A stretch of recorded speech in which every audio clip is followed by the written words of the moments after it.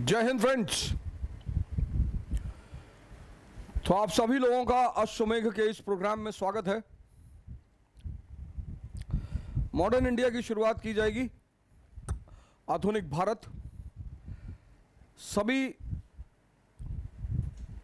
हिंदी माध्यम स्टूडेंटों को समर्पित है, सभी को समर्पित है। लेकिन हिंदी माध्यम के छात्र काफ़ी लंबे अरसे से इसकी मांग कर रहे थे, लेकिन ये बिलिंगुअल रहेगा। इंग्लिश हिंदी, जो टफ टर्म्स हैं हिंदी के वो मैं इंग्लिश में ही बोलूँगा। ये किताब खरीदनी है आपको, ये बीएल ग्रोवर, भारत का इतिहास, आधुनिक भारत का इतिहास, बीएल ग्रोवर।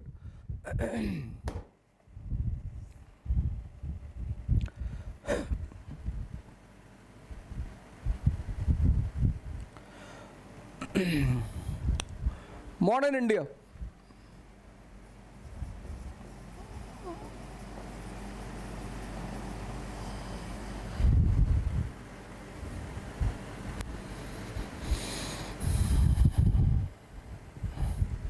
अनसॉल्व भी लेना है, मेंस का और प्रीलिम्स का सॉल्व, ये दो चीजें भी लेनी है। साथ में चलना है एकदम, मेरे साथ पूरा होमवर्क करना है। और क्लास वर्क के साथ होमवर्क अनिवार्य है। स्कूल ने जो हमें कई चीजें सिखाई हैं उनमें से एक ये चीज है होमवर्क। लेकिन स्कूल छोड़ने के बाद क्योंकि हमारे ऊपर दबाव खत्म हो जाता है, इसलिए हम होमवर्क को छोड़ देते हैं। डेली होमवर्क करना है। मैं जितना पढ़ाता जाऊंगा आपको, उसको डेली आपको कंसोलिडेट करना ही करना है। Class work and homework.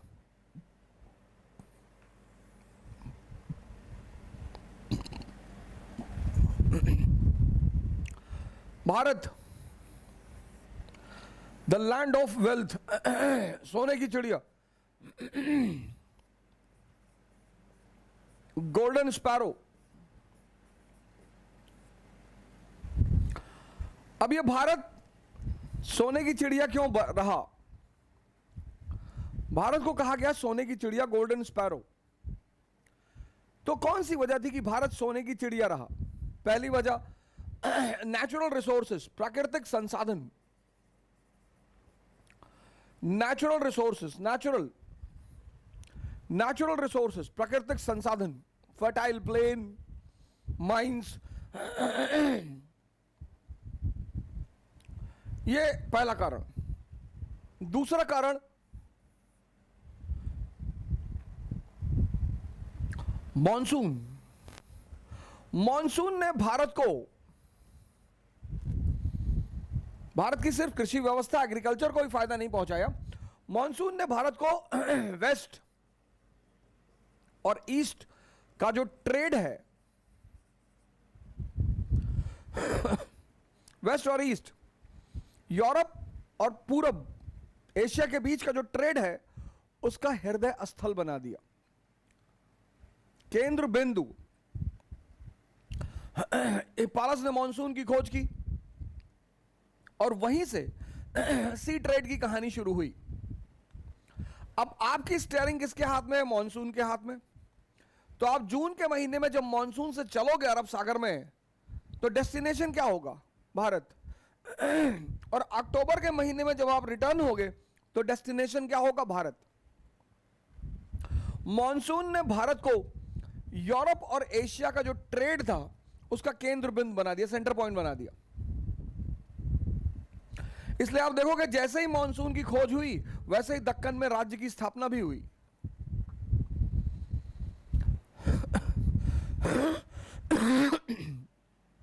तीसरा, बैलेंस ऑफ पेमेंट,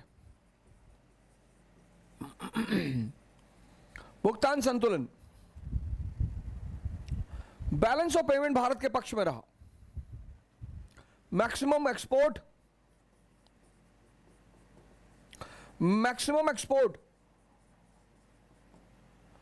और मिनिमम इंपोर्ट,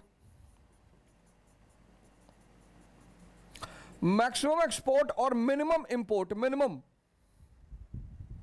मैक्सिमम एक्सपोर्ट, हमारे सेल्फ सफिशिएंट विलेज रहे, आत्मनिर्भर ग्राम, हमें बाहर से कुछ खरीदना ही नहीं था। दो चीजें जो बाहर से विशेषकर आती थी, वो भी शाही वर्ग के लिए, एक तो घोड़े आते थे और दूसरा शराब। तो भुगतान संतुलन भारत के पक्ष में रहा, बैलेंस ऑफ पेमेंट भारत के पक्ष में रहा। इन तीन चीजों ने भारत को सोने और चांदी का सिंक बना दिया।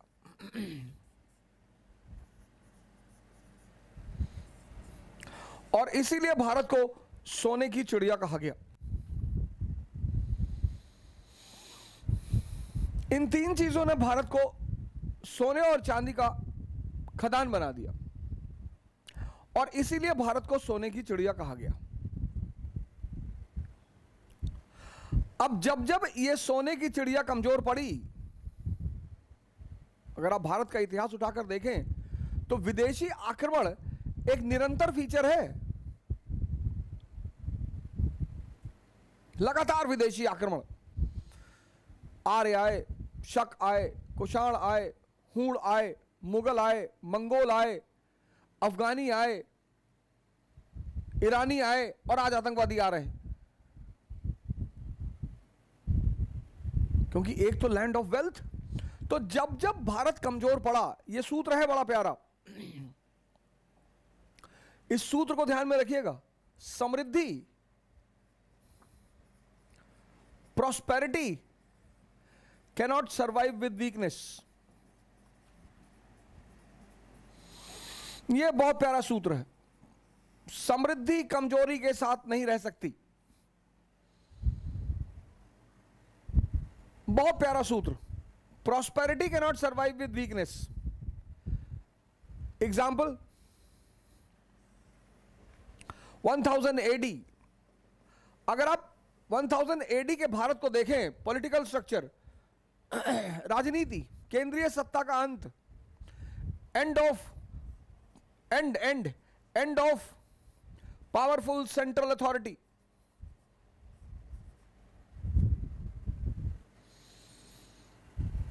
शक्तिशाली केंद्र का अंत। वो जो आप मौर्य साम्राज्य देखते हैं, गुप्त साम्राज्य देखते हैं, खत्म। अब उत्तर भारत छोटे छोटे राज्यों में विभाजित है। End of powerful central authority. समाज, society divided.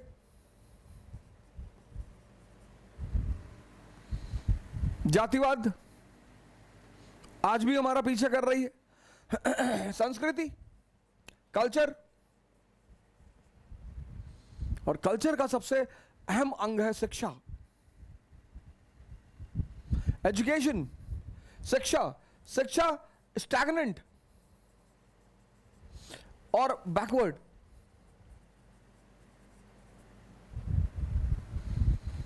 Polity, end of powerful central authority. कोई केंद्रीय सत्ता नहीं है, केंद्रीय ताकतवर सत्ता नहीं है। उत्तर भारत विभाजित है छोटे छोटे राज्यों में। समाज विभाजित है, संस्कृति पतित है, स्पेशली शिक्षा। और इस परिस्थिति में इकोनॉमी, गोल्डन स्पैरो, सोने की चिड़िया, लैंड ऑफ वेल्थ। और इसका फायदा उठाया किसने? महमूद गजनी ने। इसका फायदा उठाया महमूद गजनी ने।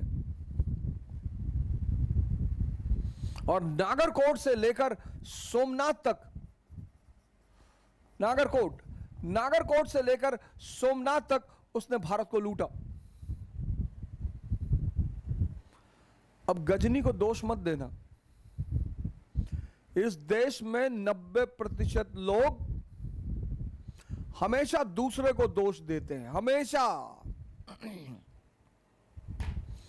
हमारे मम्मी पापा हमको नहीं पढ़ाए, तो कलाम के भी तो नहीं पढ़ाए थे। इस देश के 90% लोग 90 दूसरों को दोष देते हैं। पिछले 30 साल से भारत की जो दशा है उसके जिम्मेदार राजनेता नहीं है, इस देश के लोग हैं। आसमान से टपक रहे हैं राजनेता।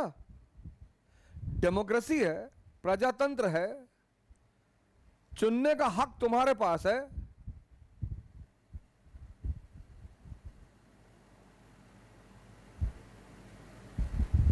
अस्पताल जाते हो तो जाति पूछते हो,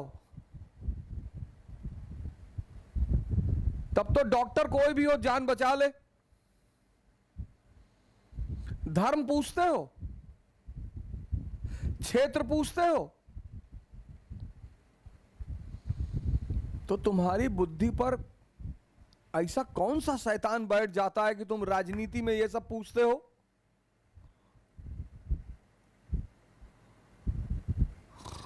और तुम बहुत जातिवादी हो तो अपने ही जाति के डॉक्टर के पास जाओ।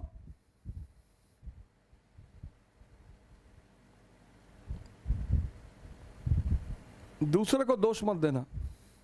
जब भी तुम कमजोर होगे, जब जब ये परिस्थितियां आई, जब जब मौर्य साम्राज्य का पतन हुआ, विदेशी आक्रमण, हिंद यमन, शक, कुषाण, गुप्त साम्राज्य का पतन हुआ, हूण,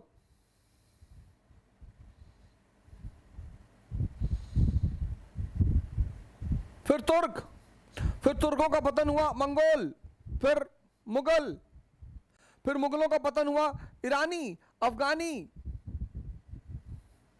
यही स्थिति भारत की थी 18th सेंचुरी में। 18वीं शताब्दी का जो भारत है, यही स्थिति थी। Polity, absence of powerful central authority, Mughal साम्राज्य का पतन, एक शक्तिशाली केंद्र का अंत, समाज विभाजित, डिवाइडेड, संस्कृति, culture stagnant and backward, economy golden sparrow. 1498 में जब वास्को डिगामा भारत आया और यहां का सामान ले गया, 60 गुना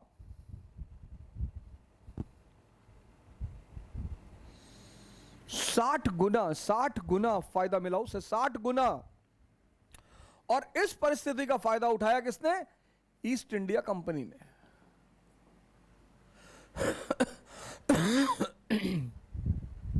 ये चैप्टर आप कहां से पढ़ेंगे? हालांकि ये चैप्टर मैंने YouTube पे डाल दिया है, लेकिन आप ये चैप्टर पढ़ेंगे एनसीईआरटी से, क्लास 12th की एनसीईआरटी से। पहला चैप्टर है ये, 18वीं शताब्दी का भारत। ये आप पढ़ेंगे एनसीईआरटी से।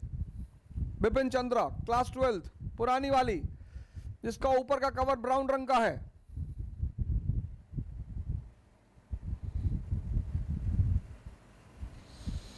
Prosperity can not survive with weakness. अब भारत सोने की चिड़िया, और जब जब भारत कमजोर हुआ, जब जब,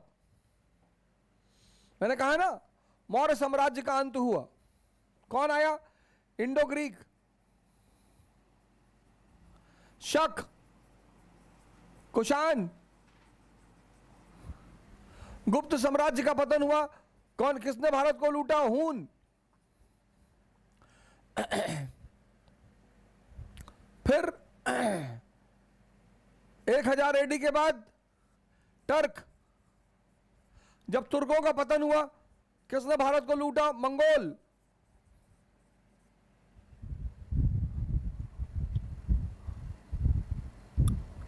फिर मुगल। जब मुगलों का पतन हुआ, कौन आया? ईरानी और अफगानी। Prosperity can not survive with weakness. लेकिन अभी तक ये जितने भी लुटेरे आए, आक्रांता आए, ये सब मध्य एशियाई थे, सेंट्रल एशियन। 15th सेंचुरी में ये जितने भी आक्रांता आए, ये सब सेंट्रल एशियन थे। Central Asian. 15th सेंचुरी में भारत में एक नए वर्ग का आगमन हुआ और वो था Europeans. Portuguese, Dutch, English, French.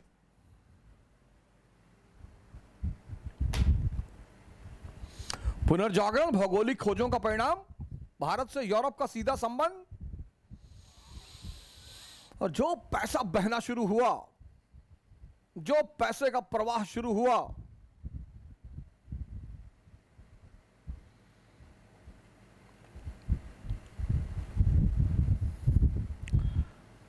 उस पैसे की झलक कहां दिखाई पड़ती है?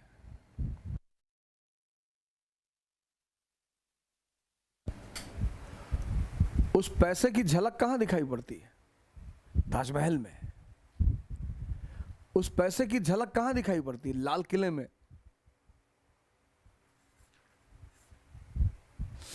विदेशियों ने आना शुरू किया, पोर्चुगीज, डच, इंग्लिश, फ्रेंच, पुर्तगाली, डच, अंग्रेज, फ्रांसीसी।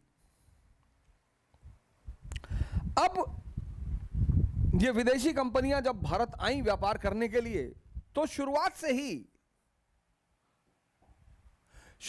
ही इन्होंने व्यापार के साथ साथ ट्रेड एंड कॉमर्स के साथ साथ पॉलिटिकल डोमिनेंसी, राजनीतिक आधिपत्य का भी प्रयास किया। पॉलिटिकल डोमिनेंसी, इन विदेशी कंपनियों ने व्यापार और वाणिज्य के साथ साथ पॉलिटिकल डोमिनेंसी, राजनीतिक आधिपत्य का प्रयास किया। राजनीति क्या है? अर्थव्यवस्था की मां है, संरक्षिका, सॉरी, मां नहीं। राजनीति अर्थव्यवस्था की गार्जियन है। क्यों गोली चल रही है ब्लॉक प्रमुखी के लिए, जिला पंचायत अध्यक्ष के लिए? क्यों? पैसा है। पैसा दिया जा रहा है। एक एक स्कॉर्पियो 50-50 लाख रुपया। जहां भी धन जुड़ा हुआ है, जहां भी, पूर्वांचल में व्हाइट गोल्ड बहता है, यूपी में व्हाइट गोल्ड यानी बालू।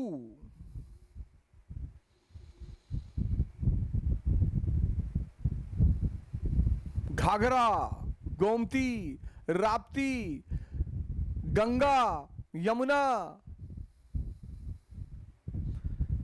यहां पे व्हाइट गोल्ड है, व्हाइट गोल्ड। अरबों का कारोबार है, अरबों का।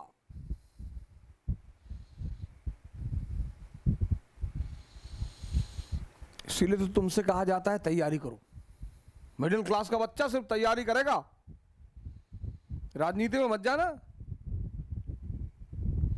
ये जितने भी पुराने ठेकेदार, लंबरदार हैं, इन सब ने नेक्सस बना के सब पे कब्जा कर लिया है।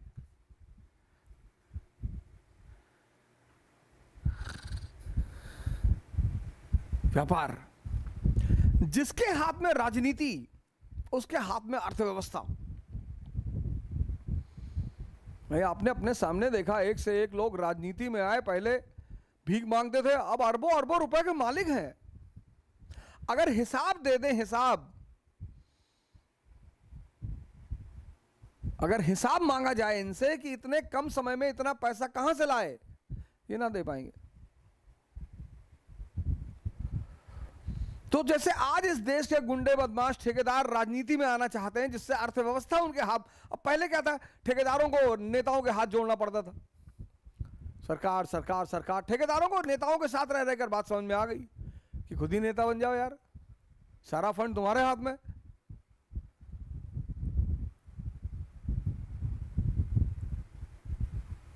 तो इन विदेशी कंपनियों ने शुरुआत से ही व्यापार और वाणिज्य के साथ साथ राजनीतिक आधिपत्य, पॉलिटिकल डोमिनेंसी। एग्जाम्पल, पहला एग्जाम्पल,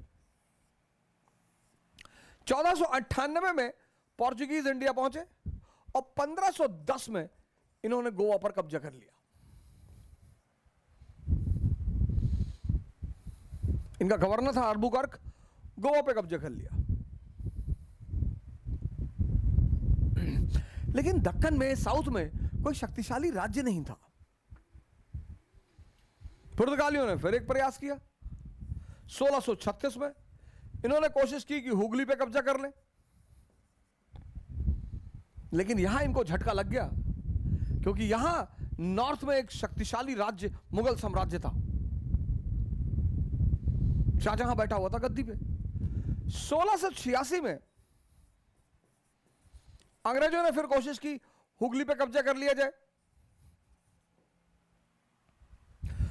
यहां किसने कोशिश की 1636 में? पोर्चुगीज। यहां किसने कोशिश की? इंग्लिश। लेकिन यहां उत्तर में एक शक्तिशाली राजा मौजूद था, शाहजहां। यहां उत्तर में एक शक्तिशाली राजा मौजूद था, औरंगजेब।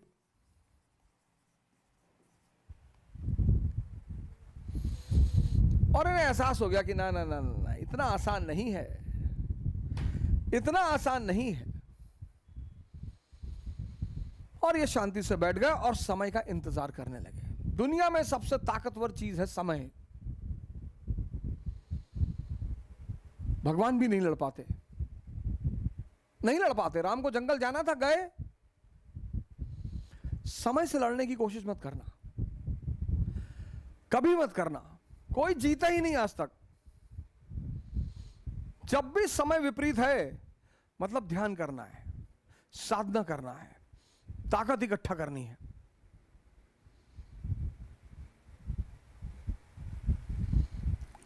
और एक बात बताओ, जब पैदल चल के मर्सिडीज में बैठोगे ना, तब बहुत मजा आएगा।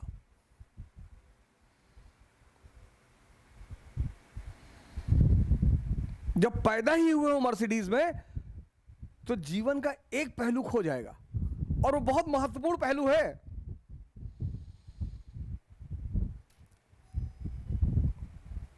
श्री राम भगवान है, 14 साल जंगल में है। संघर्ष से शक्ति पैदा होती है। शक्ति का सिद्धांत ही यही है। तुम कभी क्रिया योग करने जाओ, पढ़ो कभी क्रिया योग के बारे में। क्रिया योग का पूरा फॉर्मूला यही है, pain is equal to power. आप कभी क्रिया योग के बारे में पढ़ो, क्रिया योग, लहड़ी महाशय, परमहंस योगानंद, वो कहते हैं जो दर्द होता उठता है आपके शरीर में, वो बेसिकली आपके शरीर में परिवर्तन हो रहा होता है। और अगर आप उस परिवर्तन पे ध्यान दे जाएं, तो वो परिवर्तन आपकी शक्ति बन जाएगा। आज पढ़िएगा क्रिया योग के बारे में, बड़ी फेमस किताब है, एन ऑटोबायोग्राफी ऑफ अ योगी।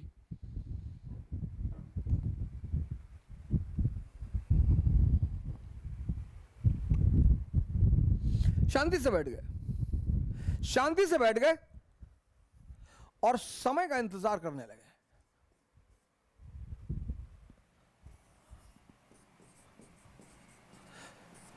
शांति से बैठ गए और समय का इंतजार करने लगे।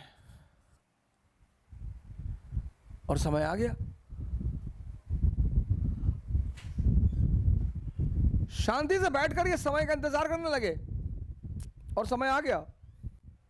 1739 बैटल ऑफ करनाल, समय आ गया।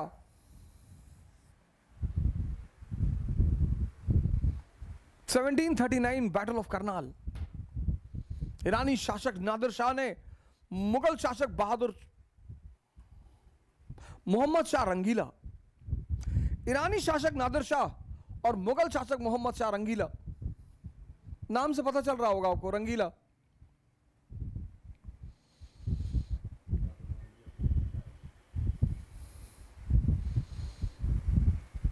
मोहम्मद शाह रंगीला दरबारी सूचना दे रहे थे कि सरकार नादिर शाह भारत की तरफ बढ़ रहा। बोला बढ़ने दो, आया तो नहीं। मुर्गा लड़ाता था दरबार में, दरबार में बैठ के मुर्गा लड़ाता था। दरबारी जो घूस लेते थे उसमें हिस्सा मांगता था।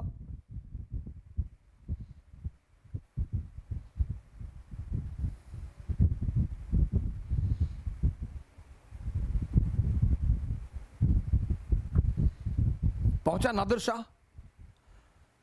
हराया कैटराल में।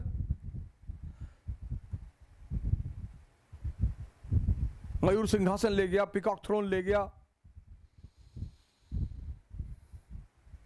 कोहिनूर हीरा ले गया। इतना पैसा ले गया हिंदुस्तान से कि 3 साल तक उसने ईरान के लोगों से कर टैक्स लिया ही नहीं।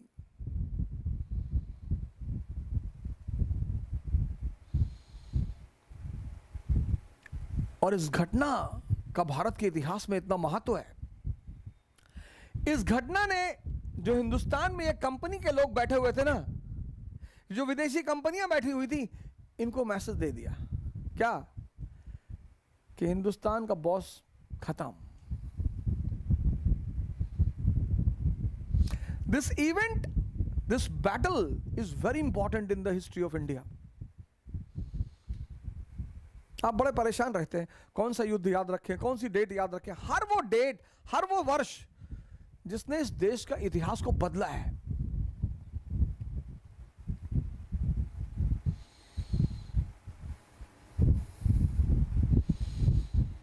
हर वो तिथि, हर वो वर्ष जिसने इस देश के इतिहास को बदला है, वो याद होनी चाहिए। वो वैसे भी याद रहेगी। ये विदेशी कंपनियां भारत में समय का इंतजार कर रही थी और मिल गया, समय मिल गया। मुगल शासक की पराजय, ह्यूमिलिएशन, मुर्गा बना के रखा 3 दिन। मोहम्मद शाह रंगीला रो रहे थे कि अंकल जी हमको छोड़ दीजिए, अब नहीं करेंगे, गलती हो गई।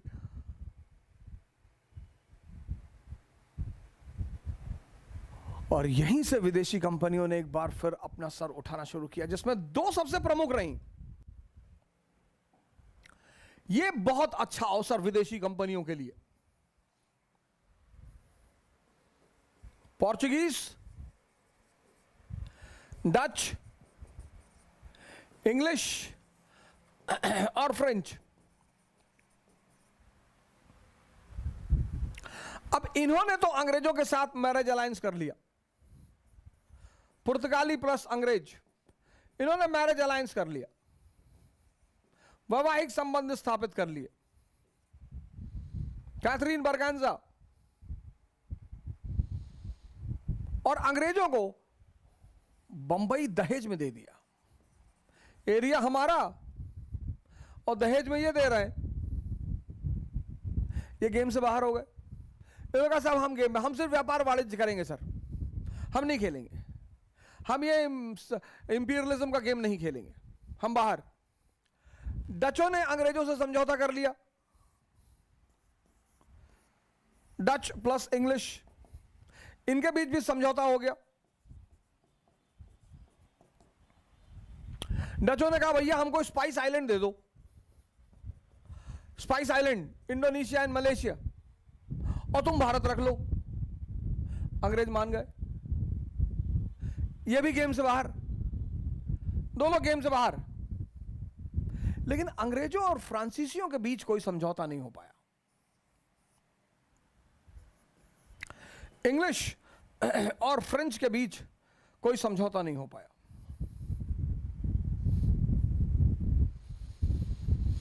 अब यह बात क्लियर होनी थी कि भारत का असली दावेदार कौन, अंग्रेज या फ्रेंच, कि भारत का असली दावेदार कौन। और यहीं से भारत के कब्जे की कहानी शुरू हुई। कैसे? Anglo Carnatic Wars. हेडिंग लिख लीजिए, एंग्लो कर्नाटिक वॉर्स। यहीं से भारत पर यूरोपीय कब्जों की कहानी शुरू हुई। Anglo Carnatic Wars. तो पहली हेडिंग, एंग्लो कर्नाटिक वॉर्स। किसके बीच? इंग्लिश और फ्रेंच के बीच। किस लिए? डिसाइड करने के लिए। क्या? कि भारत का असली हकदार कौन।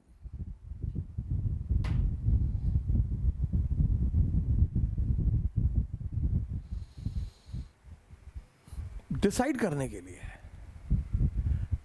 एंग्लो कर्नाटिक युद्ध।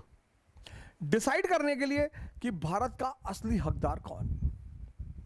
हेडिंग डाल लीजिए एंग्लो कर्नाटिक युद्ध।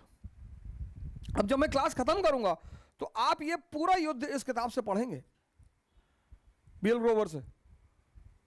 मैं यहां टॉपिक खत्म करा करूंगा। देखो भैया, सब लाइन बाय लाइन तो ना लिखा पाएंगे, डिक्टेशन ना दे पाएंगे, क्षमा करिएगा। मैं यहां टॉपिक खत्म करूंगा, फिर मैं आपको किताब बताऊंगा कि किस किताब से पढ़ना है, फिर आप बीएल ग्रोवर उठाइएगा और वहां से उस टॉपिक को खत्म करिएगा। चैप्टर नंबर 4, चैप्टर नंबर 4 आपका इंग्लिश मीडियम है तो इंग्लिश मीडियम से पढ़ लीजिएगा, हिंदी मीडियम है तो हिंदी मीडियम से पढ़ लीजिएगा।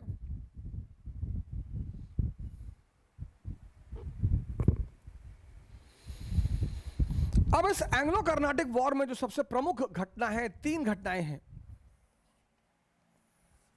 बस इन तीनों को समझना है। पहला, सेंट थोम का युद्ध। दूसरा, अंबर का युद्ध।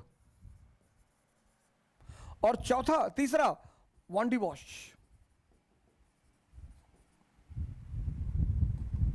इन 3 युद्धों को समझना है। पहला सेंट थोम, दूसरा अंबर और तीसरा वांडीवॉश। इन तीनों को समझना है।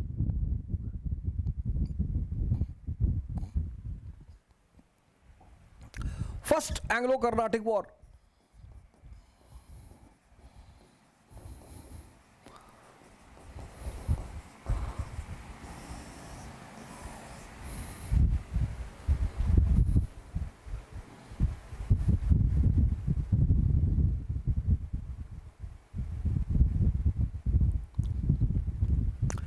अब 3 चीज डिस्कस करेंगे।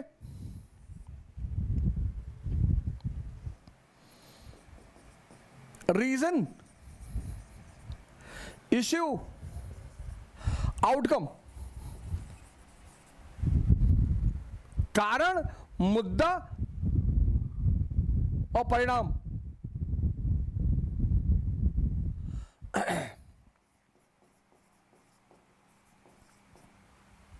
कारण, मुद्दा और परिणाम। कारण, war of succession in Austria. War of succession in Austria, Austria का उत्तराधिकार का युद्ध।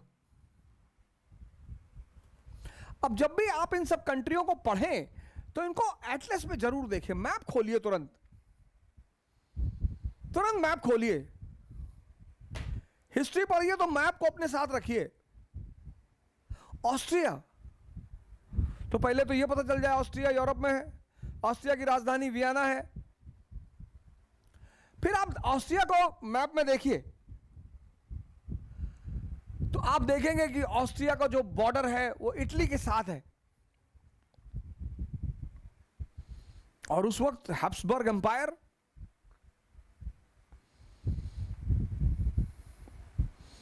ऑस्ट्रिया का यूरोप में दबदबा। तो जैसे आज महाशक्तियां चाहती हैं कि देश के ताकतवर मुल्कों में हमारे लोग प्रधानमंत्री रहें, हमारे लोग नेता रहें, आज अमेरिका क्या चाहता है कि भारत का जो नेता हो वो हमारा आदमी हो। जैसे अभी अमेरिका का चुनाव था तो हम क्या चाहते थे कि जो भारत के प्रति लिबरल रुख रखता है वो अमेरिका का प्रधानमंत्री बने।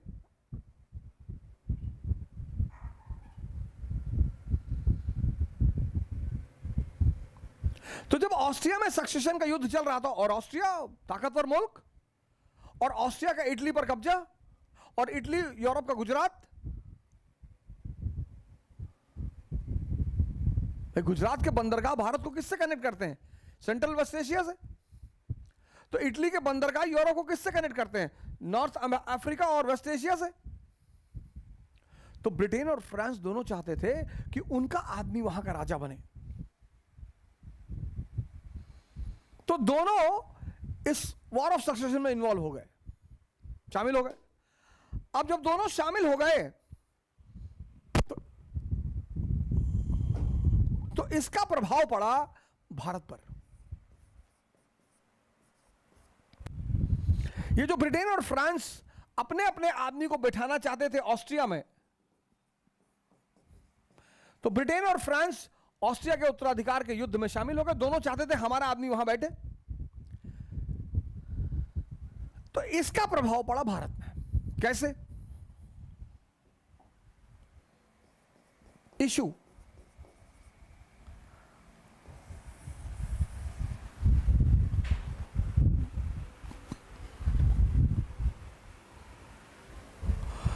अब ये है चेन्नई, मद्रास, और ये है पौंडीचेरी।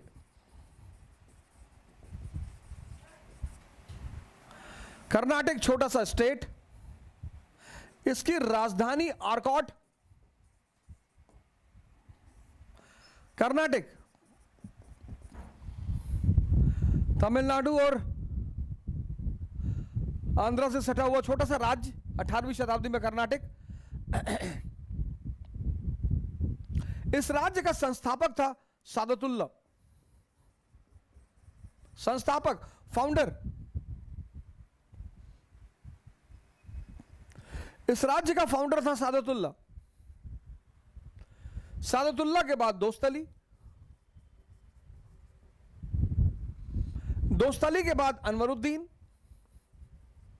और इस वक्त कर्नाटक का नवाब कौन? अनवरुद्दीन। कर्नाटक राज्य का संस्थापक कौन? सादतुल्ला। सादतुल्ला के बाद दोस्तली, दोस्तली के बाद अनवरुद्दीन, और इस वक्त कर्नाटक का नवाब कौन? अनवरुद्दीन। और मद्रास का किराएदार इंग्लिश, यहां के किराएदार इंग्लिश, और पौंडीचेरी के किराएदार फ्रेंच। मकान किसका? अनवरुद्दीन का। दो किराएदार, पहला किराएदार अंग्रेज जो मद्रास में बैठे हुए थे, और दूसरे किराएदार फ्रेंच जो पौंडीचेरी में बैठे हुए थे। और पौंडीचेरी में इनका गवर्नर था ड्यूप्ले। बहुत दमदार आदमी ड्यूप्ले। इनबॉक्स करिए, यह नाम याद रखना बहुत जरूरी है। ड्यूप्ले। तो जैसे ही यूरोप में इंग्लिश और फ्रांस एक दूसरे से लड़े ऑस्ट्रिया के उत्तराधिकार में, भारत पर इसका असर पड़ा। ड्यूप्ले ने तुरंत मद्रास का घेरा डाल दिया। उधर यूरोप में वॉर शुरू हुआ, उधर ड्यूप्ले ने मद्रास का घेरा डाल दिया। अब जब ड्यूप्ले ने मद्रास का घेरा डाला, तो अंग्रेज भाग के गए अनवरुद्दीन के पास कि सरकार, आप मकान मालिक हैं सरकार। अनवरुद्दीन ने कहा मैं मकान मालिक हूं। बोले हाँ सरकार, आप मकान मालिक हैं, हम लोग किराएदार हैं सरकार, और ये आपका दूसरा किराएदार हम लोग के साथ बदतमीजी कर रहा है, कह रहा हाँ मकान छोड़ दो। अनवरुद्दीन को बड़ा अच्छा लगा कि अबे हम तो राजा हैं यार, हम तो मकान मालिक हैं।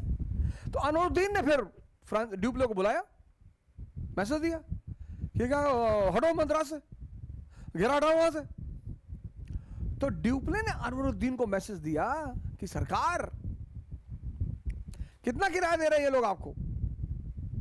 बोले 5,000 रुपये महीना दे रहे हैं। बोले सरकार हम 20,000 देंगे। मद्रास के बंदरगाह से इतनी बड़ी आय है सरकार, हम मद्रास जीत कर आपको दे देंगे। अनवरुद्दीन ने कहा यह भी सही है यार,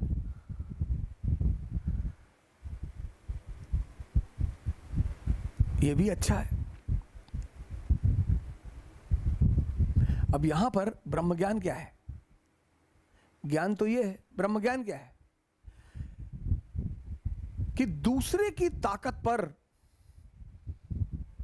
कभी ऐश करने की कोशिश मत करना। तुम्हारी शक्ति होगी तो तुम दूसरे को इस्तेमाल कर पाओगे। इस जीवन में तुम्हारे मां बाप को छोड़कर कोई तुम्हें राजा नहीं बनाएगा। ये ब्रह्म ज्ञान है। ज्ञान और ब्रह्म ज्ञान दोनों साथ में चलते हैं। ड्यूप्ले ने कहा वाह, अनवरुद्दीन ने कहा वाह यार बहुत अच्छा, ये कोई किसी के लिए कुछ नहीं करता, सब अपने लिए करते हैं। लेकिन जो दुनिया के सबसे स्मार्ट माइंड हैं वो कहते हैं हम तुम्हारे लिए कर रहे हैं।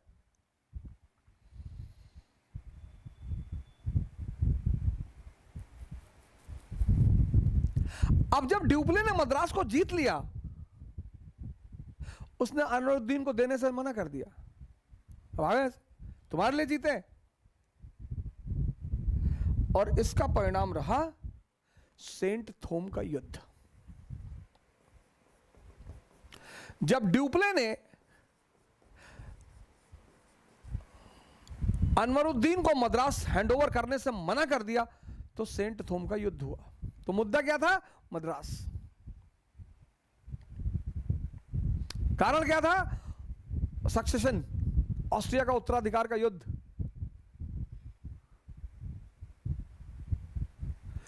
तुमको अपनी लड़ाई खुद ही लड़नी पड़ेगी, भले तुम्हारी दोस्ती भगवान से क्यों ना हो।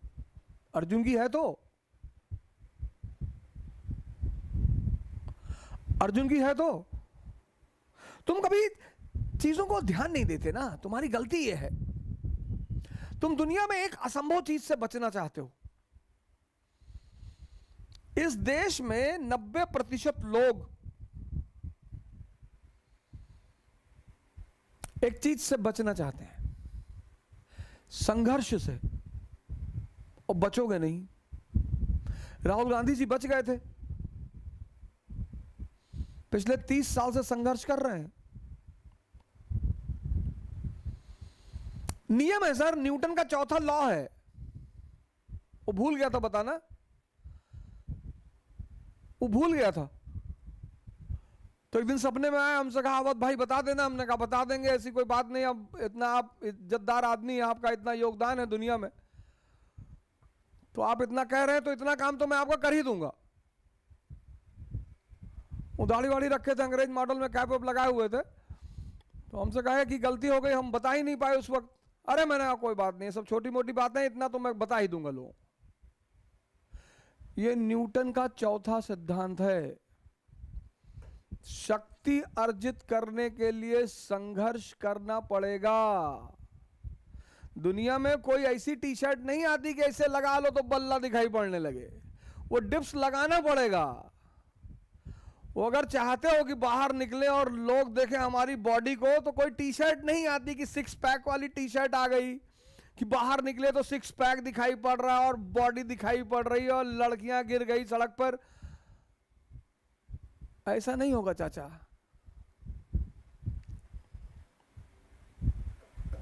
दुनिया में एक ही आदमी है जिसने बिना मरे जन्नत देखने की कोशिश की है, त्रिशंकु। सिद्धांत ना तोड़ पाओगे, बाहर निकलो यार। नहीं पढ़ने का मन कर रहा है, 50 किलोमीटर पैदल चलो। कम से कम शरीर की ताकत तो कुछ तो बढ़ेगा दुनिया में। गोंडा से फैजाबाद चले जाओ पैदल, गोंडा से बलरामपुर चले जाओ। पढ़ने का मन नहीं कर रहा है, हाँ तो पैदल चले जाओ, वो फैजाबाद गोंडा से करेगा। तुम टीचर से स्कूल में क्यों डरते हो? क्योंकि वो तुम्हें सजा देता है। तुम्हारा मन तुमसे डरता नहीं। वो जानता है मैं इसको हजारों बार बेवकूफ बनाऊंगा तब भी ये मुझको कुछ नहीं कहेगा। यही तुम्हारे हारने की मुख्य वजह है। स्कूल जाते थे पहले तो होमवर्क करके जाते थे ना, क्योंकि पता था कि मैडम वो पटक के बहुत मारेगी।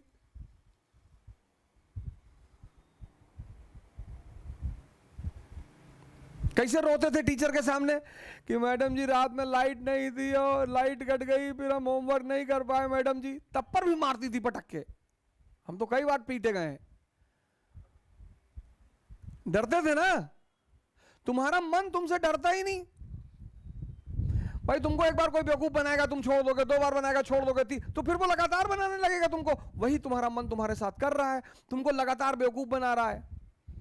आज अम्मा बीमार ही, काल भैंस भाग गए रही, परसों पानी गिरत है, पकौड़ी खाए मन करत है, बुआ के यहाँ जाए गए। तब क्यों रो रहे हो?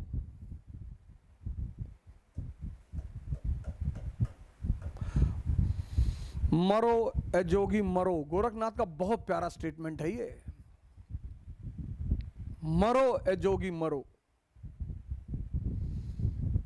मरोगे तो मजा आएगा। ये देखो सेंट थॉम का युद्ध हो गया, और सेंट थॉम का जो युद्ध हुआ उसका कोई बड़ा विशेष ऐतिहासिक महत्व नहीं है, लेकिन ये युद्ध बहुत महत्वपूर्ण है। ऐतिहासिक महत्व नहीं है, ऐतिहासिक, लेकिन ये युद्ध बहुत महत्वपूर्ण है। इस युद्ध में, इस युद्ध का इंपॉर्टेंस, परिणाम,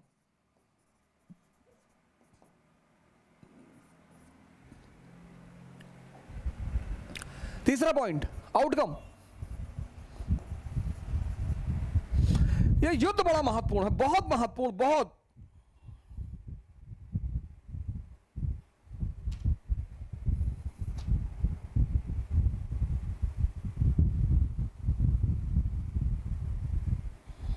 पेज नंबर 41, बीएल ग्रोवर खोलिए, रखे हैं तो खोलिए पेज नंबर, और वहां इसका इंपॉर्टेंस लिखा हुआ है। पेज नंबर 41 खोलिए, तब आपको पता चलेगा इस युद्ध का महत्व। पेज नंबर 41 पढ़िए, देखिए, आइए नीचे आइए, वो जो हेडिंग है कर्नाटक का प्रथम युद्ध।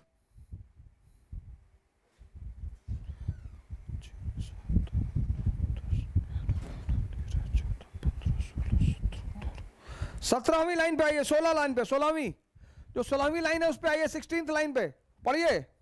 देखिए, कैप्टन पैराडाइज के अधीन एक छोटी सी फ्रांसीसी सेना ने, जिसमें 230 फ्रांसीसी और 700 भारतीय, फ्रांसीसी सेना, फ्रेंच आर्मी, 230 फ्रेंच और 700 भारतीय, 700 इंडियन, 1030 टोटल। कितनी आर्मी? 1030। दूसरी तरफ महफूज खान, महफूज खान के नेतृत्व में 10,000 की आर्मी। पढ़िए,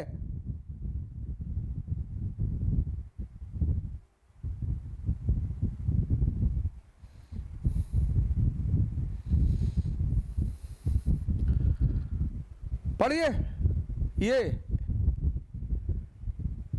फिर अगली लाइन पढ़िए।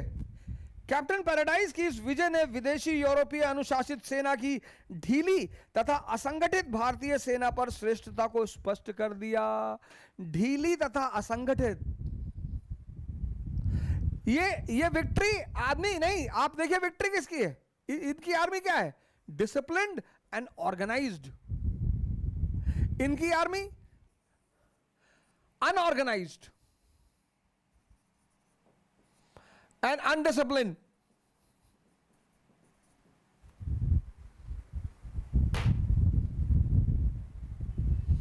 एक 1030 लोग 10,000 लोगों को हरा रहे हैं। यह है इस युद्ध का परिणाम।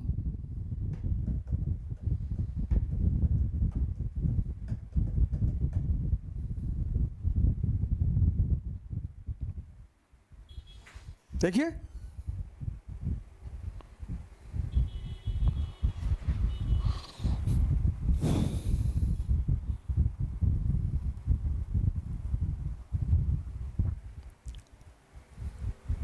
हाँ, 1000 लोगों ने 10,000 लोगों को हरा दिया। खैर, एक्स ला चैपल की संधि हुई यूरोप में, और ब्रिटेन और फ्रांस के बीच समझौता हो गया। प्रथम कर्नाटिक युद्ध खत्म हो गया। लेकिन लिखिए, एक्स ला चैपल, एक्स ला चैपल की संधि यूरोप में 1748, 1748, कोई जरूरी नहीं याद रखना, लेकिन फिर भी एक्स ला चैपल की संधि, ब्रिटेन और फ्रांस के बीच समझौता हो गया। लेकिन ब्रिटेन और फ्रांस के बीच समझौता हो गया, लेकिन फिर पर नीचे आइए, हेडिंग देखिए, कर्नाटक का दूसरा युद्ध 4954। हेडिंग की पहली लाइन पढ़िए। कर्नाटक के प्रथम युद्ध से ड्यूप्ले की राजनीतिक पिपासा जाग उठी। ये है इस युद्ध का महत्वपूर्ण परिणाम। 1000 लोगों ने 10,000 लोगों को हरा दिया। चाचा,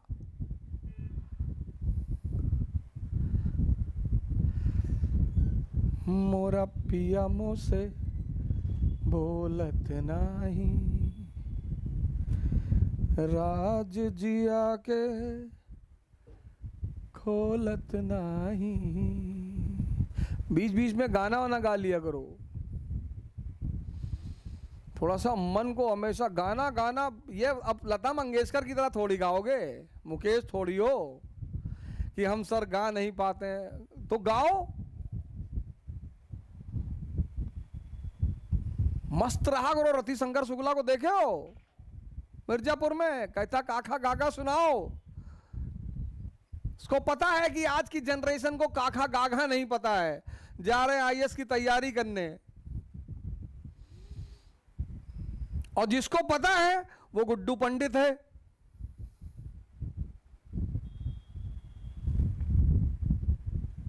जिसको पता है वो गुड्डू पंडित है। क्या क्या संदेश है उस सीरीज में कि भाई तुमको काखा गाघा नहीं पता और तुम सपना देख रहे हो? क्या क्या संदेश है उस सीरीज का? कहता चलो काखा गाघा सुनाओ। कहता ABCD, कहता ए प्रिंस चार्ल्स।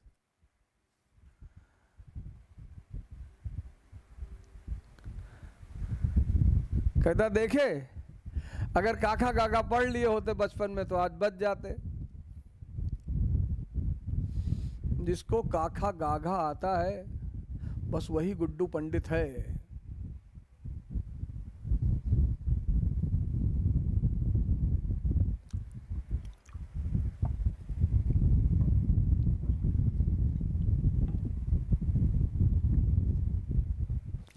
मिर्जापुर में अखंडानंद को देखे शराब पीते हुए?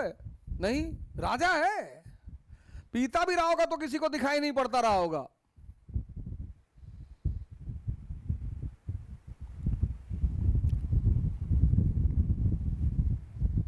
बीच बीच में गाना वाना गा लिया करो। मेरे पिया गए रंगून, वहां से किया है टेलीफोन, तुम्हारी याद सताती है। हिंदू न्यूज़पेपर मत बन जाना, ब्लैक एंड वाइट।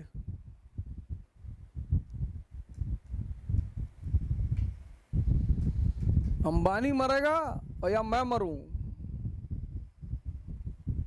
सब खाली हाथ ही जाएंगे।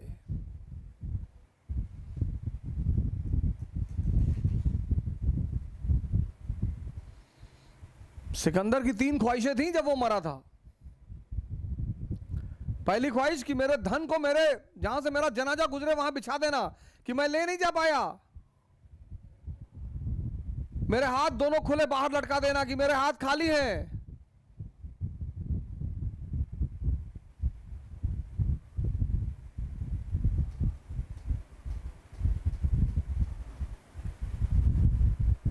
मस्त रहो यार, उसमें कौन सा पैसा? गुटखा क्यों खाते हो? मिट्टी खा लिया करो जमीन से उठाकर, तुम्हारी वो इम्यूनिटी बढ़ जाएगी। एटो पॉकेट ले, पॉलिथीन ले लो, उसमें मिट्टी बढ़िया साफ मिट्टी ले लो और रखे रहा करो। जब मुर्गा खाने का मिट्टी खा लिया करो। बचपन में तो खाते थे ना, कितनी बार मारे गए हो। देखो इस युद्ध का जो परिणाम है, इंपॉर्टेंस, वो कहां लिखा हुआ है? कर्नाटक के दूसरे युद्ध की जो हेडिंग है उसकी पहली लाइन में लिखा हुआ है कि कर्नाटक के प्रथम युद्ध से ड्यूप्ले की राजनीतिक पिपासा जाग उठी। क्यों जागी? क्योंकि 1000 लोगों ने 10,000 लोगों को हरा दिया। लिखो यहां नोट करके, इस लाइन को लिखो कि कर्नाटक के प्रथम युद्ध से ड्यूप्ले की राजनीतिक पिपासा, पॉलिटिकल एपेटाइट। अंकल जी ऐसे पढ़ो, ऐसे।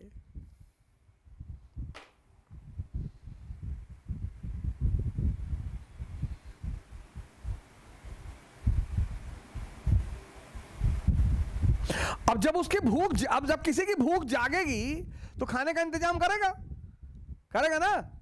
और यहीं से सेकेंड एंग्लो कर्नाटिक वॉर की नींव पड़ी। हेडिंग डालो, second Anglo Carnatic war. Second Anglo Carnatic war 1749 से 54। पहला कर्नाटिक वॉर क्लियर, ऐसे एक ट्रायंगल बना लो, उस पर लिख लो first Anglo Carnatic war. Reason लिख लो war of succession in Austria, ये रीजन है। इशू लिख लो, इशू क्या था, मद्रास, ये इशू है। और तीसरा लिख लो आउटकम क्या है, परिणाम क्या है, राजनीतिक पिपासा, पॉलिटिकल एपेटाइट। किसकी? ड्यूप्ले की। क्यों? क्योंकि 1000 लोगों ने 10,000 लोगों को हरा दिया। ड्यूप्ले को लगा कि बड़ा बहुत बहुत सही यार, जिसमें 230 ही फ्रांसीसी हैं, 700 भारतीय हैं।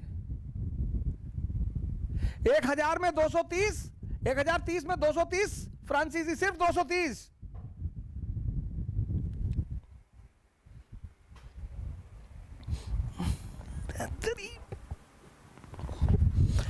230 फ्रांसीसी हैं,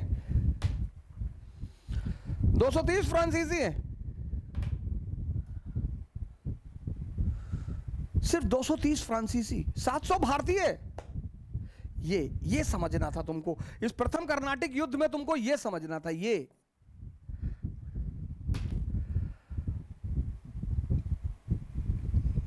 संख्या इंपॉर्टेंट नहीं है, संस्कार इंपॉर्टेंट है, डिसिप्लिन इंपॉर्टेंट है। मिर्जापुर देखे हो ना, रतिशंकर शुक्ला 20 लोगों को लेके AK-47 के साथ खड़े हैं और वो अकेला लड़का चाय पी रहा है।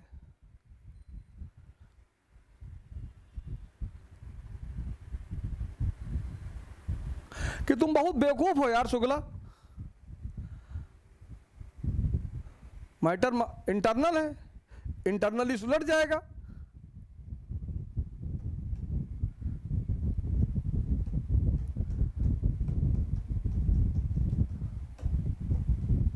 संख्या इंपॉर्टेंट नहीं है। देखो ये है पहले युद्ध का आउटकम। ये तुम्हारे दिमाग में होना चाहिए था कि यार पहले कर्नाटिक युद्ध का क्या इंपॉर्टेंस है। ये ड्यूप्ले की राजनीतिक पिपासा, ड्यूप्ले की पॉलिटिकल एपेटाइट जाग गई। और जब भूख लगेगी तो खाने की व्यवस्था करोगे, करोगे कि नहीं करोगे? करोगे ना। तो ड्यूप्ले ने खाने की व्यवस्था सोचा बहुत बढ़िया यार, और फिर ड्यूप्ले ने खाने की व्यवस्था की, और इस खाने की व्यवस्था का परिणाम था second Anglo Carnatic war.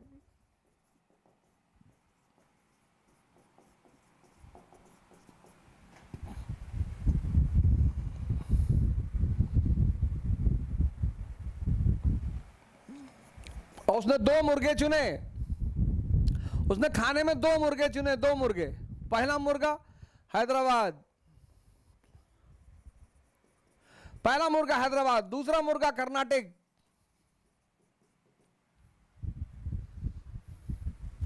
Hyderabad का संस्थापक निजामुल मुल्क,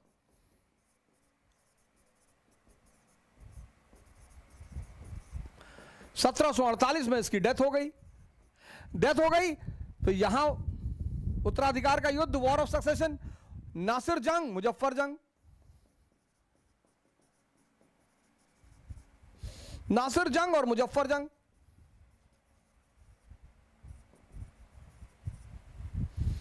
यहां दोस्ताली के बाद उत्तराधिकार का युद्ध चल रहा था। अनवरुद्दीन, चंदा साहिब,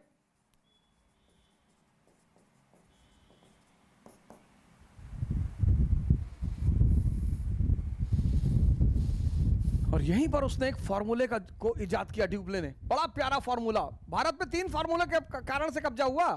भारत पर अंग्रेजों ने सेना से कब्जा नहीं किया। 3 फार्मूला। पहला फार्मूला किंग मेकर, यहीं पे एक फार्मूला जन्म हुआ, किंग मेकर, राजा बनाओ। हिंदुस्तान में हर आदमी राजा बनना चाहता है, तमन्ना सबके अंदर है, ताकत है ही नहीं।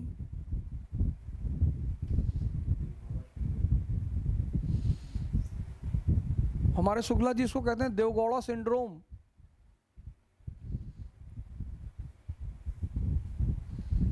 T is equal to T. तुम भारत के युवा, तुम्हारे अंदर भगवान बनने की क्षमता है, तुम यार डिप्रेशन में हो, तुम लोग यार परेशान हो, रोते हो, सिगरेट पीते हो। सिगरेट पीने से अच्छा जब सिगरेट पीने का मन कहे तब कपाल भाती करो, जब सिगरेट पीने का मन कहे तब अनुलोम विलोम करो, कोई टाइम मत फिक्स करो।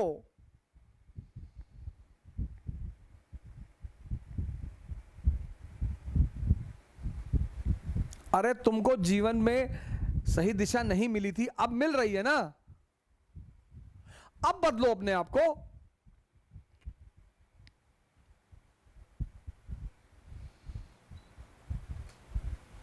गुरु गोविंद सिंह की फोटो लगाओ, सेंटली वॉरियर। हर युवा को गुरु गोविंद सिंह की फोटो लगानी चाहिए, संत योद्धा।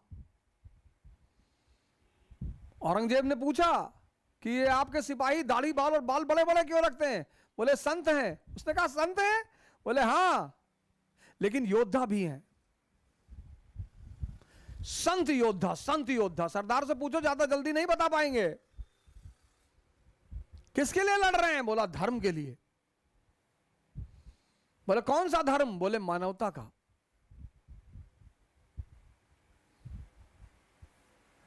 हर युवा को गुरु गोविंद सिंह की फोटो लगानी चाहिए।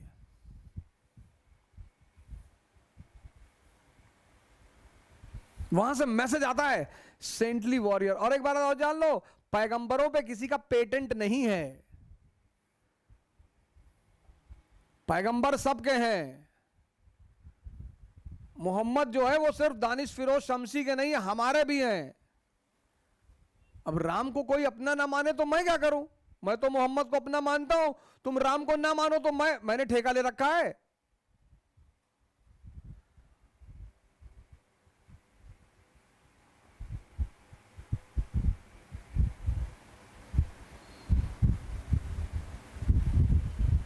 अब हम तो गाना गाएंगे, ऐ खुदा तू बोल दे तेरे बादलों को, मेरा यार हंस रहा है बारिश की जाए। अब हम वहां राम थोड़ी लगाएंगे कि ऐ राम तू बोल दे अपने बादलों को।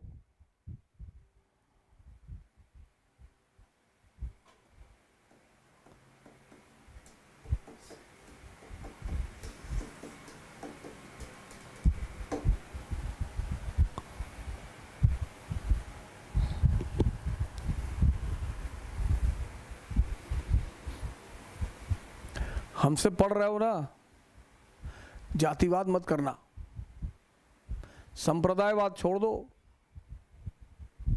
देश की चिंता करो और अपनी।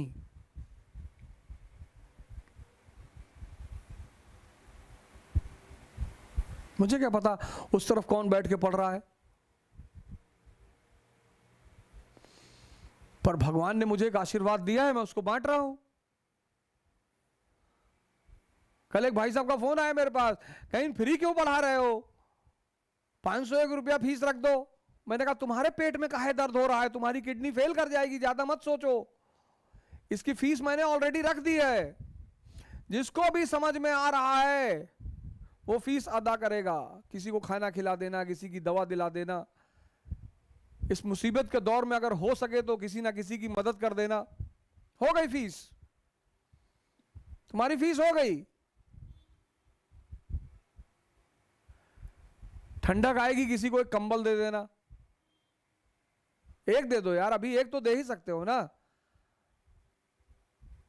एक 300-400 रुपए की लोई आती है, उसको खरीद के बैग में रख लो, और जब तुम्हें कोई ऐसा आदमी दिखाई पड़े सड़क पर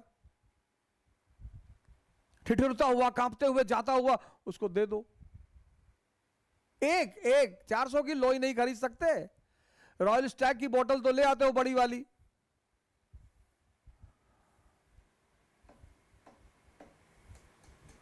हमारी दोस्ती तो कुबेर से है,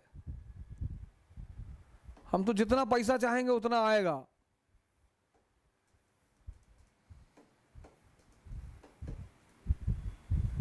तो भूख लगी, पहले युद्ध के बाद ड्यूप्ले को 2 मुर्गा पकड़ा उसने। उत्साह तो उसका बढ़ ही चुका था कि 1000 की सेना ने 10,000 की सेना को हरा दिया, उत्साह उसका बढ़ ही चुका था। उसने 2 मुर्गे पकड़े और फिर मुजफ्फर जंग, चंदा साहिब और ड्यूप्ले, मुजफ्फर जंग और चंदा साहिब, इन तीनों का एक गुट बना।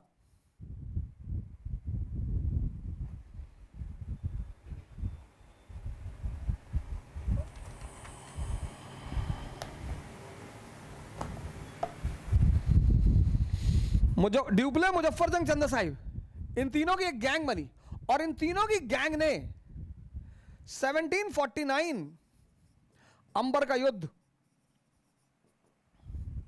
अनवरुद्दीन की हत्या कर दी।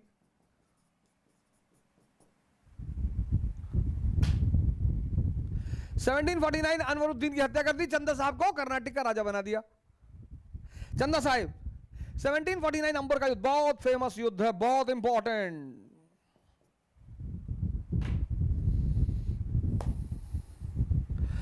है खुदा तू बोल दे तेरे बादलों को, मेरा यार हंस रहा है बारिश की जाए। गाना गा रहा है, पैसा दे देना। मस्त रहो यार, तुमको खुश रहने में क्या जाता, गोली चलाने जा रहे हो, खुश रहो।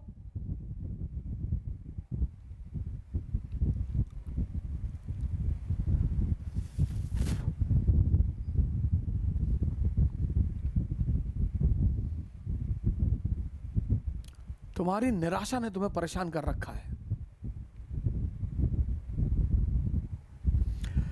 चंदा साहिब बन गया राजा, चंदा साहिब राजा बन गया। कहां का? कर्नाटक का। चंदा साहिब कर्नाटक का राजा बन गया।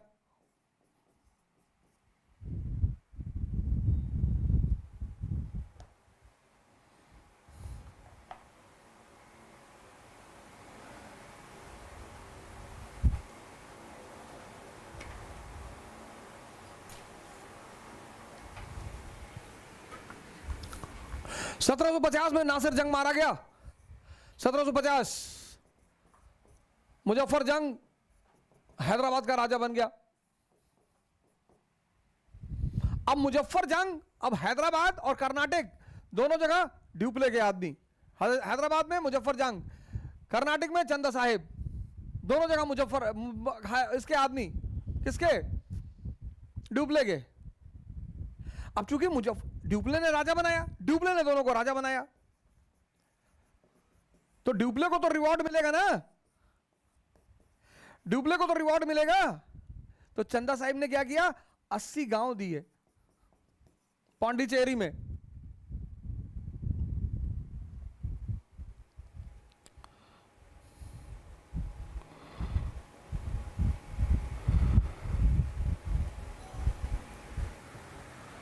चंदा साहिब ने 80 गांव दिए पांडिचेरी में।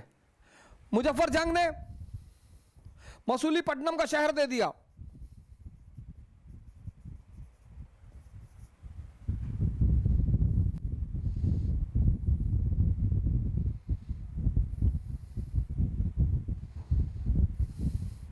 ड्यूप्ले को धन दिया। चेक कर लीजिएगा जरा एनसीईआरटी में, 2 लाख या 20 लाख इस वक्त मुझसे मिस हो रहा है। एक बार एनसीईआरटी में चेक कर लीजिएगा, जरूर चेक करिएगा कितना रुपया दिया ड्यूप्ले को। कुछ तो फ्रांसीसी आर्मी को दिया और ड्यूप्ले को अलग से दिया, 20 लाख दिया शायद, उसको चेक करिएगा एक बार। और ड्यूप्ले को ऑनरेरी गवर्नर बना दिया। कहां? कृष्णा से कन्याकुमारी तक के एरिया का ऑनरेरी गवर्नर।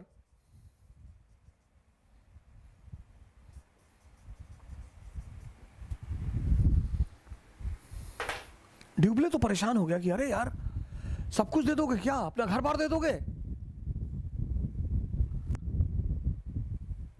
ये पहला फॉर्मूला है। Interfere in the internal matters of Indians and have economic and political gains. भारतीयों के आंतरिक मामले में दखलंदाजी दो और इनसे राजनीतिक और आर्थिक लाभ लो। लिखो यहां नोट करके, भारतीयों के आंतरिक मामलों में दखलंदाजी दो और इनसे राजनीतिक और आर्थिक लाभ लो। Interfere in the internal matter of Indians and have economic and political gains.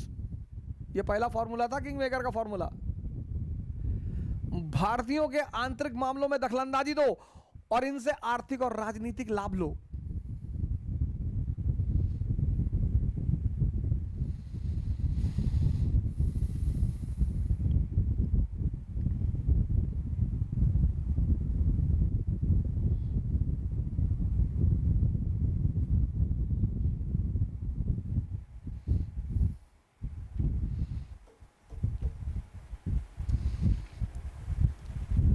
ये फॉर्मूला किसने पैदा किया? ड्यूप्ले ने। पर इसको सक्सेसफुली लगाया किसने? क्लाइव ने और ईस्ट इंडिया कंपनी ने। 1756 में क्लाइव पहुंचता बंगाल, पूछता है कौन राजा बनेगा? मीर जाफर भाई सर। बोले सर हम राजा बनेंगे सर। हाँ बोले बैठाओ उसको। प्लासी का युद्ध 1757, जाफर को राजा बनाया। अरे जाफर ने बोरे में भर भर के पैसा दिया।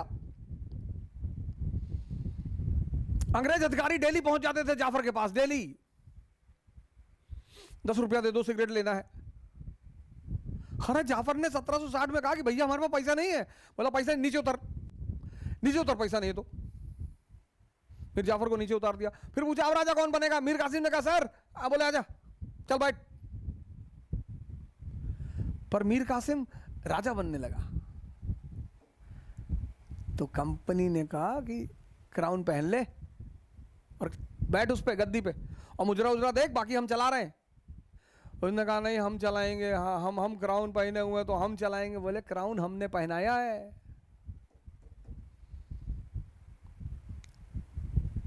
वो रघुनाथ राव मराठा वो गया बंबई प्रेसिडेंसी के पास कि सरकार हमने सुना आप राजा बनाते हैं। बोले हाँ हमारा नया बिजनेस यही है, बताओ। बोला सरकार हम पेशवा बनेंगे। हाँ बोला बनाएंगे तुमको पेशवा, पैसा लाए हो? बोले लाए हैं सरकार। उसका परिणाम था फर्स्ट एंग्लो मराठा वॉर। रानी जिंदान, रंजीत सिंह की विडो, वो आई हाथ जोड़े हुए। Excuse me. हाँ बोले बताओ। बोले हमारा बेटा दिलीप सिंह रो रहा है, उसको राजा बनना है। अरे बोले मैडम बनाएंगे आपके बेटे को राजा, हम तो इंतजार कर रहे थे कि आप आए। हाँ हमको बताएं। एलन बरो। ये पहला फॉर्मूला था।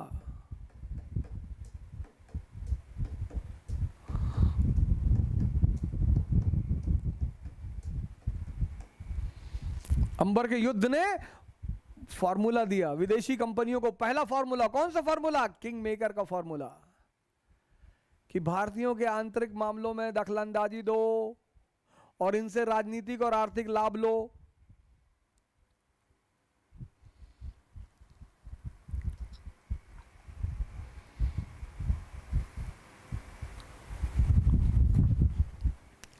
बस एक ट्रायंगल बना लो इसके नीचे, एक ऐसे ट्रायंगल बना लो।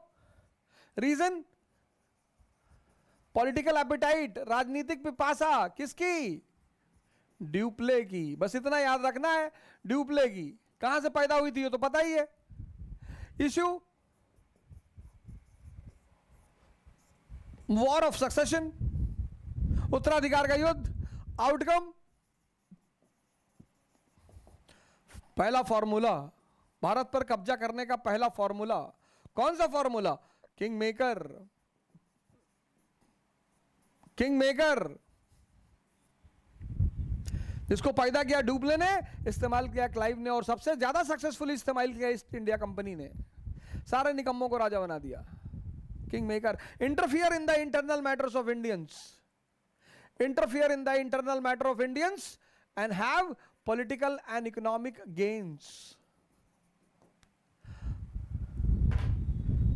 दूसरा युद्ध ऐसे पढ़ो, ऐसे ट्रायंगल बना के एक पेपर में 3 ट्रायंगल बना लो, पूरा चैप्टर क्लियर है। जब खाली बैठो, ट्रेन में चल रहे हो, अपनी गर्लफ्रेंड से मिलने जा रहे हो डेट पे, ये एक पन्ना जो तीनों ट्रायंगल बनाए उसको जेब में डाल लो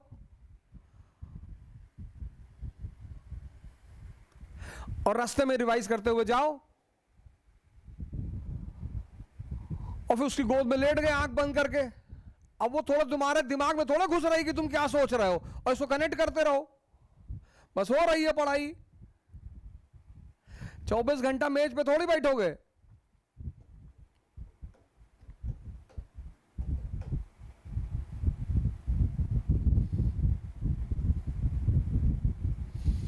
ये जिंदगी उसी की है जो किसी का हो गया, और प्यार में ही उठ गया, खो नहीं गया।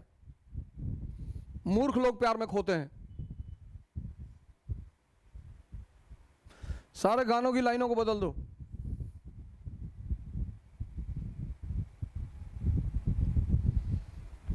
हर वो लाइन जो तुम्हें सूट नहीं करती काट दो उसे।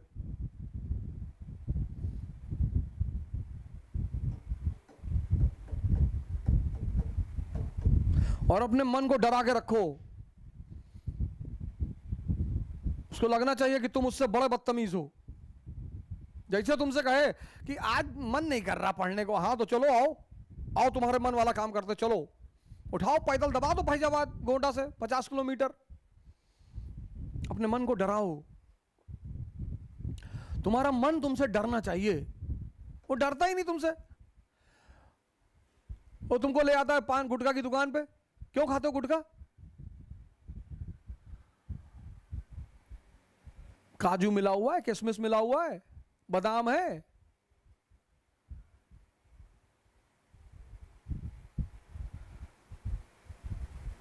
कितने बड़े पागल हो यार तुम लोग, अपना पैसा देके जहर खाते हो और बनते हो कि हम सुकरात के चाचा हैं, हमसे ज्यादा दिमाग किसी के पास है नहीं।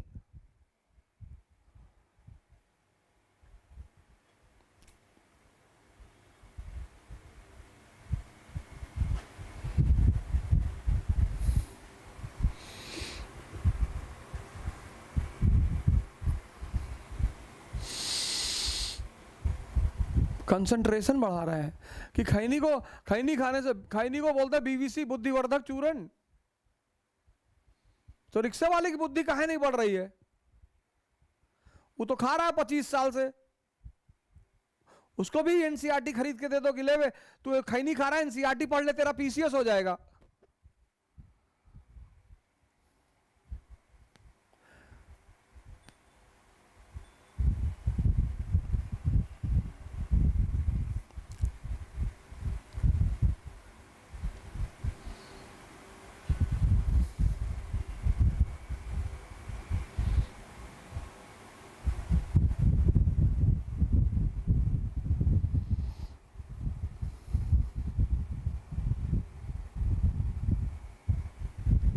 है क्यों परेशान कर रहे हो माँ बाप को अपने?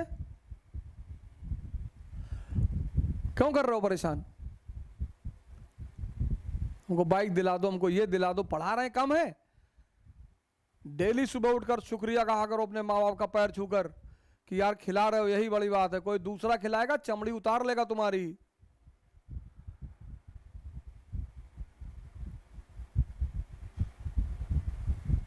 कोई दूसरा खिलाएगा ना चमड़ी उतार लेगा।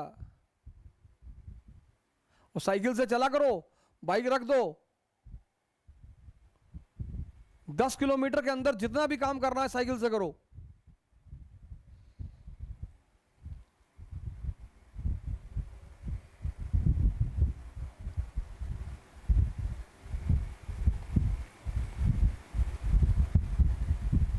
तुम्हारी इज्जत बाइक से नहीं बढ़ेगी, उपलब्धि से। गांधी जी के पास थी, भगत सिंह के पास थी।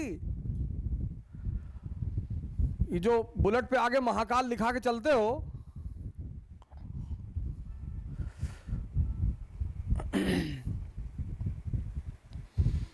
तो महाकाल जैसा बनो भी तो।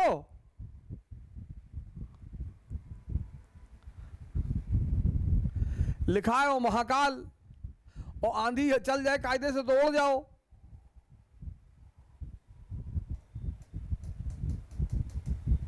दूसरा युद्ध। लेकिन चेस के गेम में और राजशाही में कुछ चीजें समान हैं।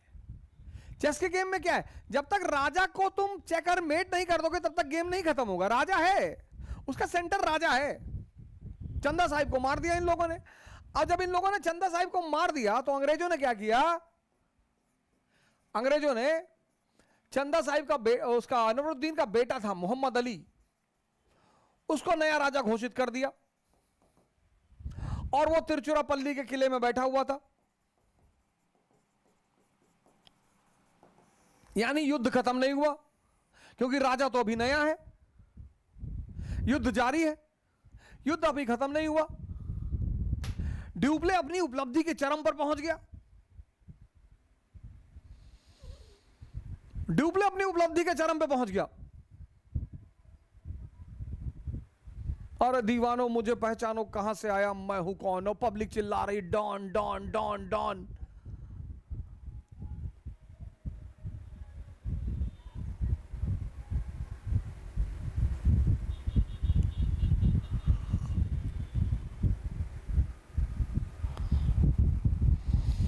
पब्लिक भैया चिल्ला रही है डॉन डॉन डॉन। ड्यूप्ले बन गया डॉन। अंग्रेज बेचारे बड़े दुखी थे। मीटिंग चल रहा था, तिरुचिरापल्ली के किले में मोहम्मद अली बैठा हुआ था और तीनों ने उसे घेर रखा था। हैदराबाद की सेना ने, ड्यूप्ले की सेना ने और कर्नाटक की सेना ने, तीनों की सेना ने उसको घेर रखा था तिरुचिरापल्ली में। अंग्रेजों के अंदर मंथन चल रहा था कि यार क्या किया जाए यार, अब की तो लगता है यूपी में 50 सीट नहीं आएगा। मंथन जारी है। क्लाइव मौजूद था मीटिंग में। उसने कहा सरकार हमको एक मौका दो, सरकार हमको भेजो फोर्थ डाउन।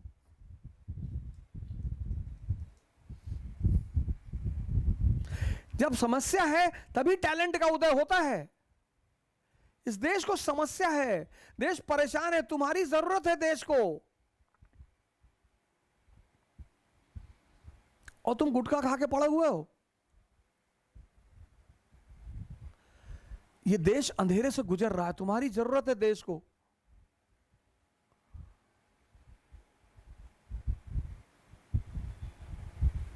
शर्म करो यार।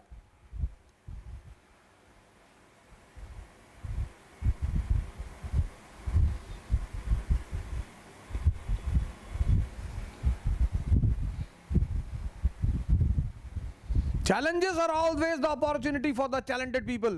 चुनौती योग्य आदमी के लिए हमेशा अवसर होती है। ये सूत्र याद रखना।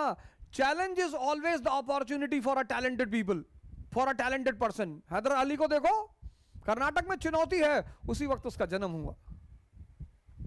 Challenge is always an opportunity for a talented person. चुनौती हमेशा योग्य व्यक्ति के लिए अवसर है।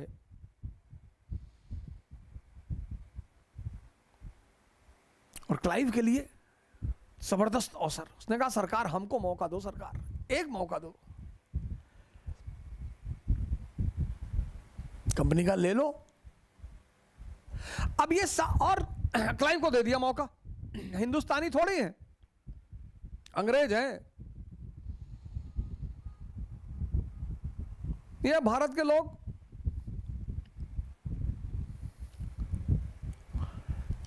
सारा गोल्ड मेडल भारत आए अगर योग्यता को अवसर दिया जाए तो।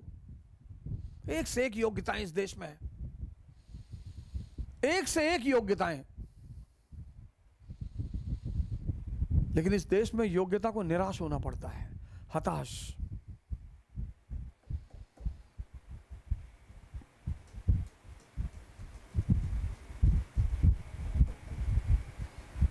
मैंने भारत सरकार को एक प्रपोजल दिया कि ऐसे ऐसे कोर्स डिजाइन कर दो पूरा।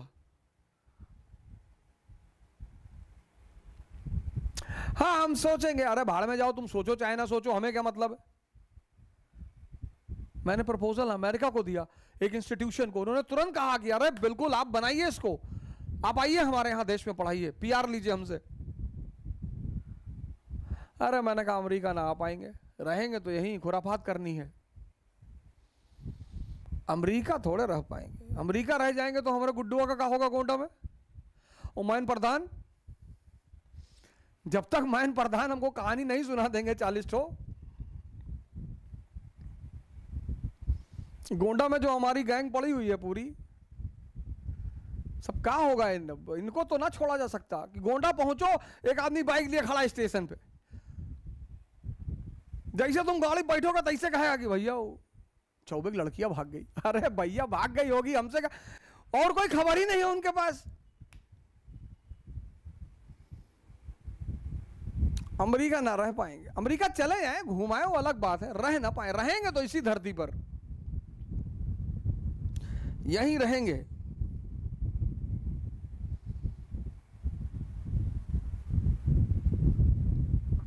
जिस दिन इस देश में योग्यता को अवसर मिलने लगेगा, सारा ओलंपिक भारत में आएगा। योग्यता, और योग्यता किसी धर्म की गुलाम नहीं है, योग्यता किसी जात की गुलाम नहीं है, योग्यता किसी क्षेत्र, योग्यता किसी में भी हो सकती है। अंबेडकर को देखो, योग्यता किसी की गुलाम नहीं, योग्यता किसी जेंडर की गुलाम नहीं है कि पुरुषों में ही योग्यता है।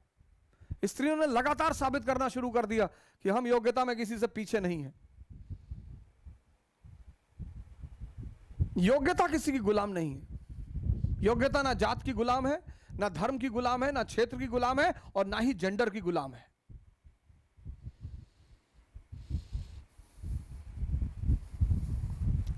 क्लाइव को दे दिया मौका, अंग्रेजों ने क्लाइव को मौका दे दिया। क्लाइव ने दो काम किया। पहला काम, आर्कॉट एपिसोड।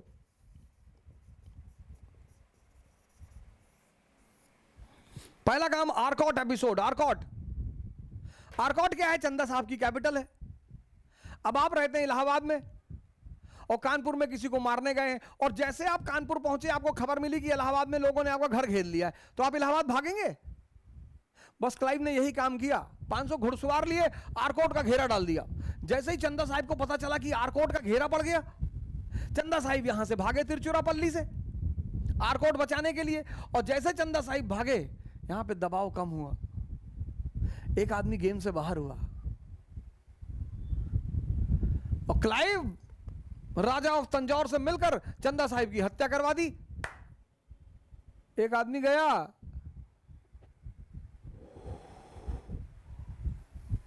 एक आदमी गया।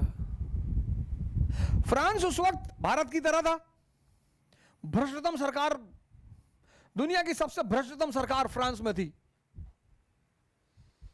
जैसे आज भ्रष्टतम सरकार भारत में है, पिछले 30 साल से,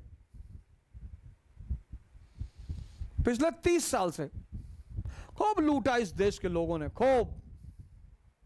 जिसको जहां मिला, हमको तो मौका ही नहीं मिला। हमको इसी बात का दुख है कि हमको मौका नहीं मिला।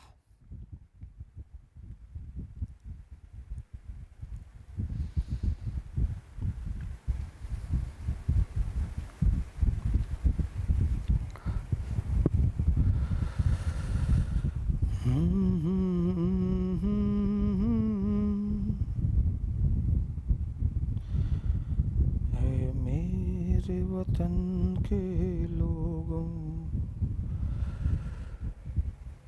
जरा आँख में भर लो पानी, वो शहीद हुए हैं उनकी, जरा याद करो।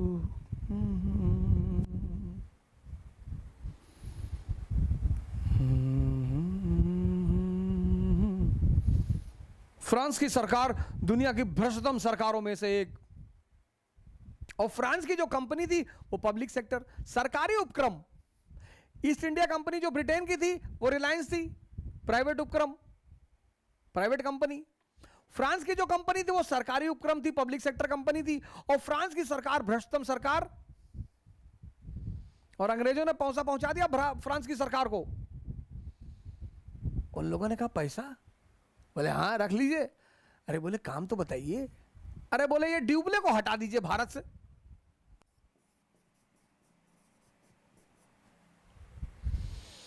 ड्यूबले को हटा दिया भारत से। बस यहीं पे फ्रांसीसी महत्वाकांक्षा का सूर्य अस्त हो गया। ये बंदा खेल रहा था ना, इसके मन में पूरी डिजाइन थी। यहीं पे फ्रांसीसी महत्वाकांक्षा का सूर्य अंत हो गया।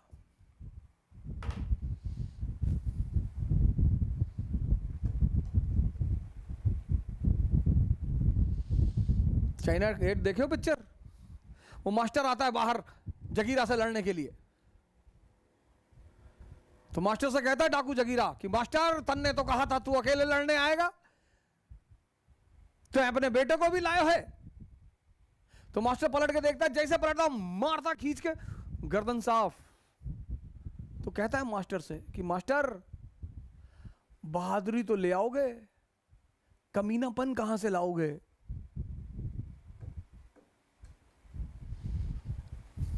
एरिस्टोक्रेसी हर आदमी का गेम नहीं है सर।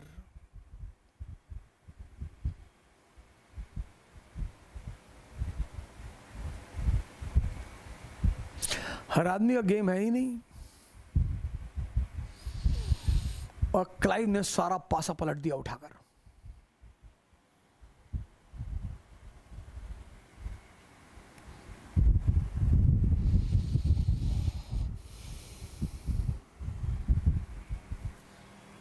क्लाइव ने सारा पासा पलट दिया उठाकर।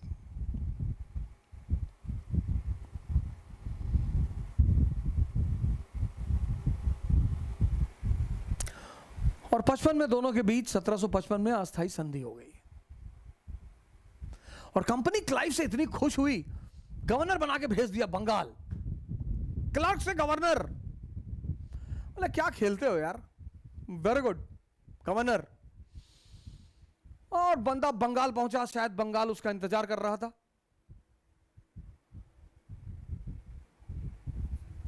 बंगाल की कहानी बताएंगे। और ड्यूप्ले का भी सूर्यास्त हो गया, फ्रांसीसियों का भी सूर्यास्त हो गया। अब तो बस खाना पूर्ति की बात थी। Third Anglo Carnatic war.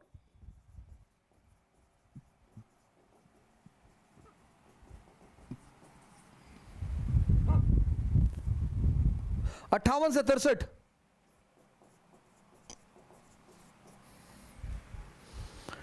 यह भी यूरोप से प्रभावित था। 7 इयर्स वॉर।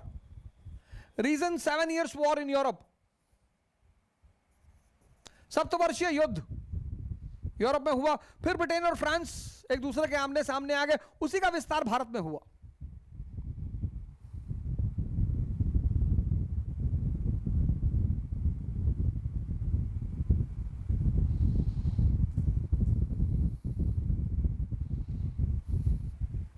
फिर मद्रास को लेकर झगड़ा हो गया।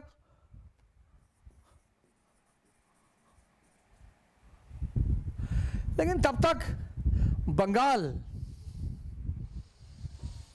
बंगाल ईस्ट इंडिया कंपनी के हाथ में आ चुका था। कुबेर, अरे बोरे में भर भर के रुपया दक्कन कर्नाटक आने लगा। अब तो फ्रांसीसियों को मतलब कुछ वही नहीं था। बंगाल उनके कब्जे में था। 1757 प्लासी का युद्ध।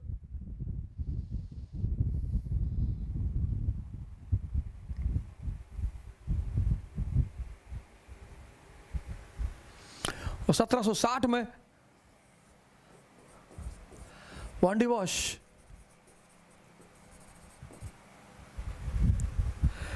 फ्रांसीसियों का सपना हमेशा के लिए वॉश कर दिया गया। और यह बात स्पष्ट हो गई कि भारत पर अधिकार किसका होगा? अंग्रेजों का। तो एंग्लो कर्नाटिक वॉर क्या है? रिहर्सल है। किसके बीच में? फ्रांसीसी और अंग्रेजों के बीच में, कि भारत का असली मालिक कौन होगा।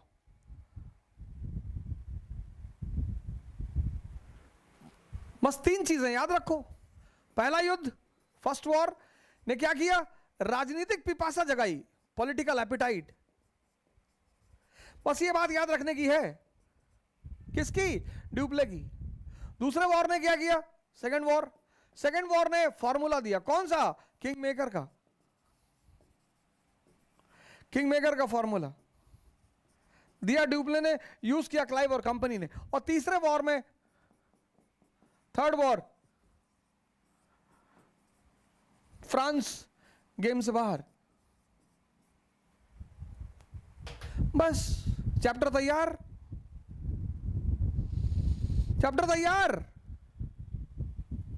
अब यहीं पे मेंस का क्वेश्चन बनेगा। लिखो क्वेश्चन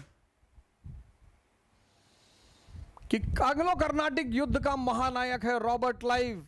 कमेंट।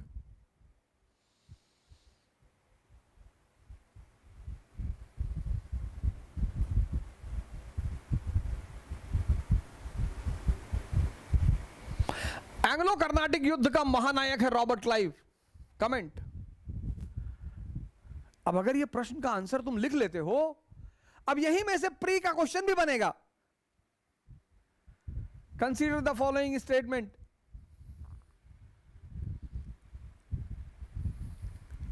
अब पढ़, यही कहते हैं मेंस और प्री की पढ़ाई। अब क्वेश्चन बन गया कि एंग्लो कर्नाटिक युद्ध का महानायक है रॉबर्ट क्लाइव, कमेंट। अब तुम एक काम करना, इस पूरे टॉपिक को शाम को बैठना, अभी एक बार फिर से इसे पढ़ लो, पहले बीएल ग्रोवर उठाओ, पूरा पढ़ो, एक बार फिर से पढ़ो, फिर जो है शाम को पेन कॉपी उठाना और इस पूरी कहानी को अपने मन से बिना कुछ देखे लिखना। अगर 50% लिख ले गए, 50, अगर 50% तुम लिख ले गए, समझ लो तुम गेम में हो। 50% कहानी लिख ले गए, तुम गेम में हो। 70% लिख ले गए, 100% सिलेक्शन, और 90% पे टॉपर। 50% कहानी अगर शाम को तुम लिख ले गए बिना कुछ देखे, मतलब 50% तुमने हजम कर लिया, तो तुम गेम में हो। 70% सिलेक्शन तो कोई रोक नहीं सकता, और 90% टॉपर, और 40% के नीचे हो तो सुधार करना पड़ेगा। तुम्हारे हजम करने की क्षमता कम है। 20% हो तो बहुत क्रांतिकारी परिवर्तन करना पड़ेगा, और 10% अगर है और 10% से नीचे है तो एक डंडा खरीद लो, सुबह शाम 50-50 मारो।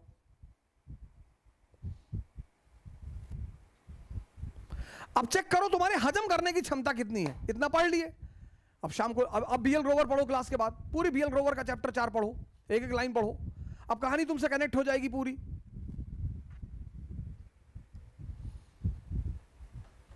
अब कहानी पूरी कनेक्ट हो जाएगी ना। अब पढ़ लो, वैल्यू एडिशन कर लो, कोई चीज छूट गया उसको जोड़ लो,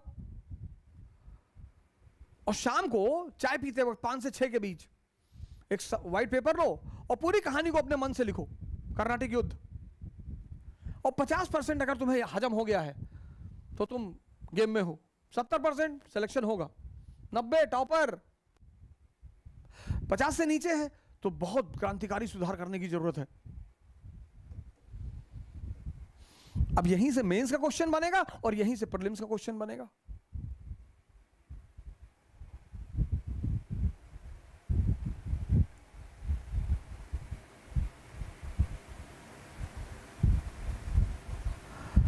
तो कर्नाटिक युद्ध ने यह सिद्ध किया कि हिंदुस्तान किसका, और कर्नाटिक से अंग्रेजों ने सीधे जंप लगाया कहां, बंगाल। तो अगला चैप्टर हम लोग पढ़ेंगे बंगाल। बीएल ग्रोवर से आप पढ़ के रखिएगा अगले संडे तक। चैप्टर नंबर बता दे रहा हूं, बीएल ग्रोवर से पढ़ना है चैप्टर नंबर 5,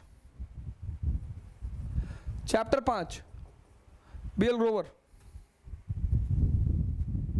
आज आपको पढ़ना है चैप्टर 4 और चैप्टर 6।